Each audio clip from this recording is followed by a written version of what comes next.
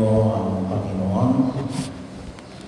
Mga kapatid, tayo ngayon ay narito upang saksiyan ang pagpapalalim ng ating pananampalataya sa gitna ng ating pagtitipon sa harapan ng labing ng ating kapatid na si Norma.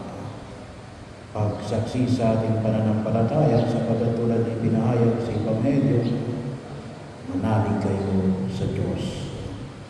Nawa ay patuloy dating makita ang pagkilos ng Diyos kahit na sa pagkakataon na ito ng pagkawala ng isang mahal natin sa buhay dito sa daigdig na ito. At may mga ilang bagay na kung saan nawa po ay siya nawang pagpalalim ng ating pananampalataya. Sa ating pagtitipon ngayon, naway magpasalamat tayo sa biyaya ng Diyos na ipinagkaloob ng Diyos sa atin. Hindi sapagkat namatay si Norma, ngunit magpasalamat tayo sa Diyos sa buhay na naging bahagi ng ating buhay, ang buhay na ipinagkaloob ng Diyos kay Norma, na ang ilan sa atin ay naging karugtong ng kanyang buhay at nagpalalim ng kahulugan ng buhay sa daigdig na ito. Bahagi yun na kung saan ay nawa ay huwag natin kalimutan ang patuloy na pagkapasalamat sa buhay na ito na ipinagkakaloob ng Diyos sa atin. Kaya paalala rin sa ating buhay, sapagkat minsan sabi nga natin, kamakailan narinig natin sa yung bagong presidente ng US. Sabi, ang dami nilabas kagad na executive order, nagmamadali ata ang tao ito.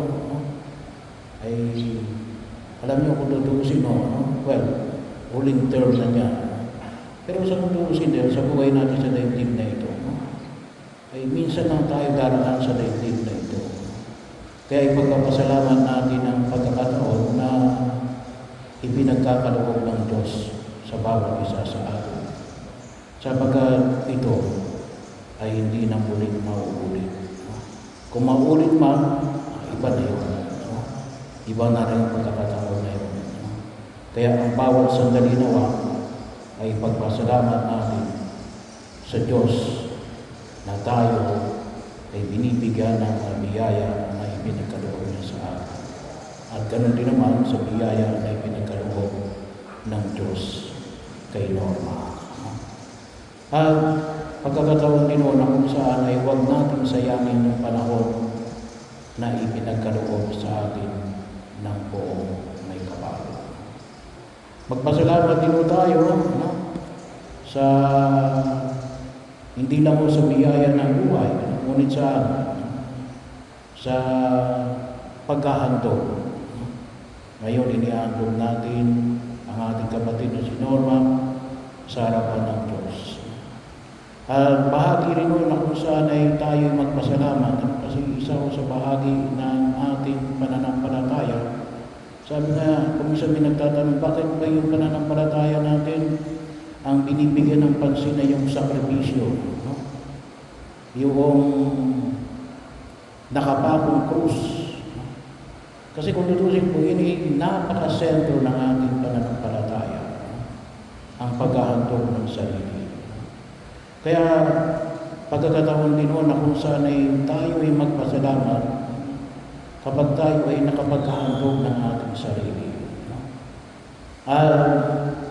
Ang buhay ni Norma ay nakapaghandog rin sa atin.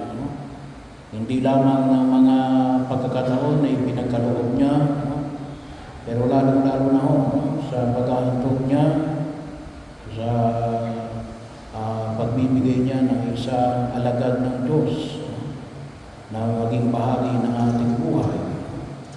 Alam niyo, sabi ko nga, ngayon, siguro this year, may mga ordinahan tayo. Pero ilan lang yun, pagkatapos ng taon na ito, mamumulod na tayo. Kakaunti na yung ating mga magpapari. No? Kaya siguro po nawa, sana mahirap po magkantog ng anak para sa Diyos. Hindi lang po yung nanay at tatay, no? Pati yung mga kapatid, no? Ay bahagi ko rin mo yun, no? Sapagkat sila rin nagsasakripisyo, no? Para sa isang magpapari. No? Kaya bahagi yun. Hindi ko madali. Kalimitan nga kapag sinanong mo yung mga magulang kung gusto nilang magpari, may mga magulang talaga na ayaw silang pagpariin. No? Well, may kanya-kanyang kadahilan. Pero yun po ay maliwanag na paghahandog ng sarili. No? Kaya habang inihandog natin si Norma, na alam natin ay tatanggapin ng Diyos sa kanyang kaharian doon sa langit, ay bahagi yun, bilang lahat ng ito ay rin pakikiisa natin, no? Pakikiisa natin sa paghahandog ni Jesus sa kanyang pagliligtas para sa ating buhay. No? Kaya maging panalangin din mo natin, no? Na nawa ay marami pang makapaghandog ng sarili. No? Well, sa paglilingkod sa simbahan, lalo na. No? Hindi lamang o sa pagpapari, pero lalo na o sa mga nagpapari. Pero ito yung idinudulog natin sa harapan ng Pumay Kapal. No? Na sa pagkakataon na ito, iniaalay natin, no? Ang isang dakilang handog na nawa ay magbigay din sa atin ng lakas na patuloy nating tularan sa Jesus na naghahandog ng kanyang sarili na siyang patutunguhan natin lahat, na siyang pinakasentro ng ating pananalig bilang mga Katolikong Kristiyano. Pagpapasalamat sa biyaya ng buhay at isang pagpapasalamat sa biyaya ng pag-aaral.